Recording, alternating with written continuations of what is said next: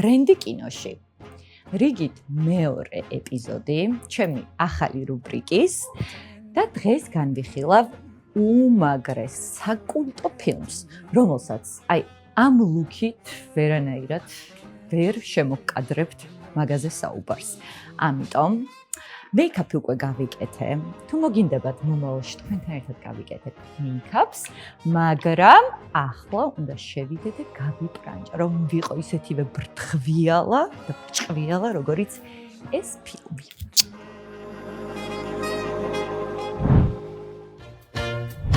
მოვედი, ავარჩია ლუქი, ეხლა თქვენს განახებთ და მოგიყვებით რა საიდან მაქვს.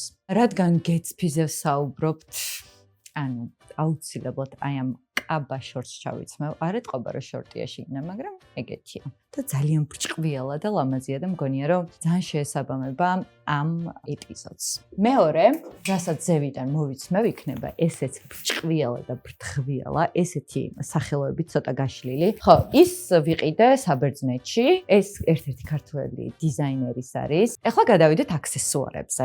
ვიქნები უფრო შავში და ვერცხლისფერში. ამას გავიკეთებ ყელზე. ეს გამომიგზავნა ერთ-ერთმა ქართულმა ბრენდმა და ისე მომწონს, რომ დაბადების დღესაც ეს მეკეთა. ასევე, რადგან ვსაუბრობთ გეცბისზე, ბუმბულების გარეშე, მგონი არ გამოვიდოდა. ხო და ეს არის ჩემი შექმნილი, ეს ორივე ცალ-ცალკე ვიყიდე და შევატყუპე. და ბავშვებს ეკეთათ ზეიმზე, იყვნენ ჩიტები და მაშინ გავაკეთე და ეხლა ვიპოვე ჩემს გარდერობში და მგონია რომ ძალიან მოუხდება ჩემს ლუქს. კი და პირობას გაძლევთ, რომ ძალიან მოუხდება. ამ ეპიზოდის შემდეგ ყოველთვის მექნება ხოლმე get ready და ვეცდები რომ ფილმის შესაბამისად ან სულაც რო არ შეესაბამებოდეს, მოკლედ გადავიღო ხოლმე რომ გაემზადოთ ჩემთან ერთად და მოგიყვეთ რა საიდან მაქვს, რასაც ვიყიდე და შესაბამისად ქართულ დიზაინერებს და ქართველ ან არაქართულ ჩვეულებრივ მაღაზიებს ტანსაცმლის ეძლევა ჩანსი რომ დამასპონსორონ. აბა დავიწყო წვეულება.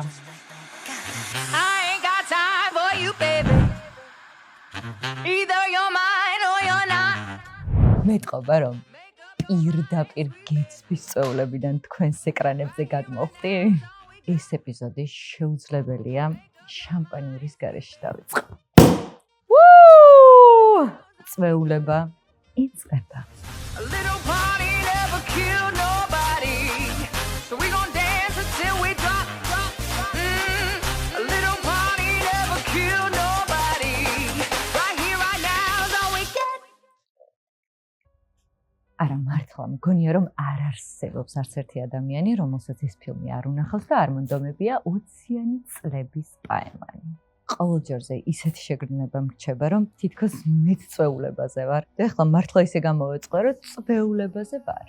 დიახ, მოკლედ, შამპანიური, ბუმბულები, ბრილიანტები, მუსიკა, ნიღბები და ჯამში ისეთი სილამაზეა, რომ გული მიმდის. შემიძლია დაუსრულებლად ვილაპარაკო ჩემს ფანტაზიაზე, როგორ ვეშვები ულამაზესი ბრჭყვიალა გრძელი კაბით.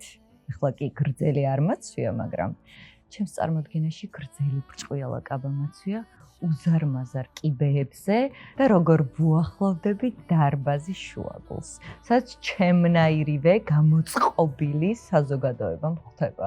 მაგრამ მგონია რომ ჯობია გავჩერდე და გადავიდე ჩვენი ეპიზოდის მთავარ თემაზე. დიდი გეცბი და ბრენდი ამ გენიალურ კინოში. The Great Gatsby რეჟისორმა ბას ლურმანმა 2013 წელს გადაიღო, რომელმაც იდეალურად იცის როგორ შეკრას ფილმი და პერსონაჟები იდეალურად. და ამ სიუჟეტში მთავარი მსახიობები არა მხოლოდ ლეონარდო დიკაპრიო და კერი მულიგანი არიან, არამედ პრადა, მიუ მიუ, ტიფანი & კო და Brooks Brothers. ქალების სამოსი დიზაინერებთან ერთად კოსტიუმების გენიამ კეთრინ მარტინმა შექმნა, რომელიც ხოთაშორის რეჟისორის მეუღლეა და ამ ფილმისთვის ოსკარიც კი აიღო. ერთ-ერთ ინტერვიუში მიუჩია პრადამ ახსენა, რომ ამ ფილმისთვის დაახლოებით 40 უნიკალური ლუკი შეიქმნა, რომლებიც მისი არქივით იყო ინსპირირებული. სხვათა შორის კერი მულიგანის პერსონაჟის დეიზის ყველა კაბა პრადას ხელით არის შეკერილი. ანუ წარმოიდგინეთ პირადად პრადა რომ გიკერავს კაბებს. და აი აქ უკვე შემოდის ტიფანი ენ კო. ყველა სამკაული რაც ფილმში ჩანს, მათმა ოსტატებმა დაამზადეს. დეიზის ტიარები და მარგალიტები ისეთი ძვირადღირებულია და ისეთი ძვირფასია, რომ გადაღებებზე მათი წარმომადგენელი კუჩი დაყვებოდა მსახიობს, რომ რამე ცივინიავი არ მიკარებოდა. და სხვათა შორის ამ ფილმის შემდეგ ტიფანი გეტსბი კოლექშენი გამოუშვა, რომელიც არაჩვეულებრივია. მსახიობი, რომელიც დეიზის როლს ასრულებს, ყვება რომ ისეთი განცდა ჰქონდა, რომ კოსტიუმები თვითონ კი არ ეცვა, არამედ თავად კაბები და სამკაულები იყვნენ მთავარი პერსონაჟები. და მე მგონი ასეც არის არა? ქალების სამოსში ტონალობა მუდმივად იცვლება ამ ფილმში. ნაზი პასტელები, ბუმბულები, ჭყვიალა ქსოვილები. ეს იყო ეპოქა, როდესაც ქალებმა პირველად დაიწყეს საკუთარი სხეულის ცოტა თავისუფლად გამოხატვა. ზუსტად ეს თავისუფლება გამოჩნდა ამ კოსტიუმებშიც. მე ესე ვფიქრობ. ალბათ ამიტომაც გვინდა ასე ძალიან გესფის წვეულებაზე ყოველას მოხვედრა. აი კაცების მხარეს მთავარი პარტნიორი იყო Brooks Brothers, ამერიკული კლასიკის სიმბოლო. ცნობილი ვარდისფერი კოსტიუმი, რომელიც ერთ სცენაში დიკაპრიოს აცვია, დღესაც ინახება მათ არქივში, როგორც კინოს ერთ-ერთი ყველაზე გამორჩეული სამოსი. სხვათა შორის გადაღების დროს დიკაპრიომ თავად აირჩია ჰალსტუხის ფერი იმ სცენისთვის, როცა დეიზის პირველად ხვდება. კოსტიუმებზე მუშაობისას რეჟისორს უნდოდა, რომ გეტსბის გარდერობი ყოფილიყო სიმდიდრის სიმბოლო და გამოუვიდა კიდეც. და სწორედ ამიტომაც ჩაერთო საქმეში Brooks Brothers, ამერიკული კლასიკის ეტალონი, რომელმაც კაცების 500-ზე მეტი კომპლექტი შექმნა. ყველა დეტალზე არის საგიჟეთი მუშაობა გადატანილი. ასე რომ, როცა ვინმე გკითხავთ რა ძვია დიდ გეტსბის, შეგიძლიათ უთხრათ, რომ პრადას ოცნებები, ტიფანის ბრილიანტები და Brooks Brothers-ის ნოსტალგია. ხო, ეხლა რამდენიმე კოსტიუმი მინდა გამოვარჩიო. პირველი არის დეიზის კრისტალებით გაფორმებული კაბა, რომელიც მიუჩია პრადამ და კოსტიუმების დიზაინერმა კეტრინ მარტინმა ერთობლივად შექმნეს. პრადა ამბობს, რომ ამ კაბაზე მუშაობისას ერთი მთავარი მიზანი ჰქონდა. დეიზი ყოფილიყო ყველაზე ლამაზი და ყველაზე მდიდარი ქალი მსოფლიოში. გონი გამოუვიდათ არა? მელაპარაკეთ დიკაპრიო თეთრებში.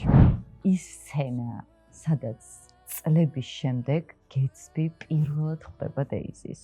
ჩემი საყვარელი მომენტია. წვიმისგან სველი და საყვარელი ქალის დანახვისგან აფორიაქებული. მართლა საოცარი სცენა. მაგრამ თურმე აქ კოსტიუმს კიდევ უფრო დიდი დატვირთვა აქვს, ვიდრე უბრალოდ ლამაზი კლასიკური ტანსაცმელი. რეჟისორი ამბობს, რომ ეს ფერი შემთხვევითი არ არის. თეთრი ამ სცენაში გეტსბის გულწრფელ სიყვარულს გამოხატავს დეიზის მიმართ. ხო, არ შემიძლია აი აქსესუარები ცალკე არ გამოვიტანო და არ განვიხილო რა. ტიფანი ენ კოს არქივიდან სპეციალურად ამოიღეს და ხელახლა შექმნეს ფილმისთვის დეიზის საოცარი ტიარა. 1000-ზე მეტი კრისტალი, მარგალიტები და თეთრი ოქრო. ჯამში იცოდეთ, რომ ეს სილამაზე $1,000,000-ზე მეტი დაჯდა. ზოგადად აქსესუარები იმდენად ძვირადღირებული იყო, რომ ერთი ხო კუჩი დაძდევდა და მეორე მონიტორთან იდგა, კამერასთან რა და აი ყველა დეტალს აკონტროლებდა ზედ მიწევნით. და კიდე აი ხელზე ჩამოსაფარებელი სამკაული გახსოვთ? ეკრანებზე გამოვიტანოთ. ეს ისე არის გაკეთებული. თითქოს ნახევრად ბეჭედია, ნახევრად ხელთათმანი და ინსპირაცია თურმე ინდური სამკაულიდან მოდის. ამ ფილმის ყურებისას სულ ფიქრობ რაღაც არომატზე. მაინტერესებს აი რა არომატი ტრიალებს იქ, რას უნდა მოასხიათ ადამიანებს იმ დროში და თავში მეგობრებოდ აი შამპანიურის არომატი მომდის. არ ვიცი, ესეთი სუნამნეტა არსებობს. მე მგონი ChatGPT-საც უნდა ვკითხო. აი, მაგას მოვიკვლევ და გავარკვევ და თქვენს მომწერეთ, რაღაცა იქნება. გავაგრძელოთ. გადავიდეთ ეპიზოდის ბოლო ნაწილზე. ციფრებზე. ფილმის ბიუჯეტი იყო დაახლოებით $105 მილიონი. საიდანაც დაახლოებით მეოთხედი ტანსაცმელებზე და დეკორაციებზე დაიხარჯა. სწორედ ამიტომ გახდა დიდი გეტსბი ერთ-ერთი ყველაზე ძვირადღირებული სტილისტური ფილმი ისტორიაში. განსაკუთრებით ყველაზე დიდი თანხა იყო გამოყოფილი წვეულებების სცენებისთვის, სადაც ყველაფერი ბრწყინავს და ბრტყლიანებს. და საბოლოოდ ფილმის მთავარი მესიჯი ხომ ეს არის, რომ შეიძლება გარეგნულად ბრწყინავდე და ანათებდე, მაგრამ საერთოდ არ იყო ბედნიერი. მთელი ეს გრანდიოზული წვეულებები, სიბრჭყვიალე, სიკაშკაშე ძალიან დიდ სიცარიელეს მალავს. შამპანიურიც ამომეწურა, ჩემი ცეცხლიც ჩაქრა. რა საყვარელ გარემოში გელაპარაკეთ გეტსბიზე? ახლა მითხარით. ძალიან დიდი მადლობა ყველა კომენტარისთვის, ძალიან დიდი მადლობა რომ мотиваციას მაძლევთ. ძალიან მიყვარს ჩემი social family.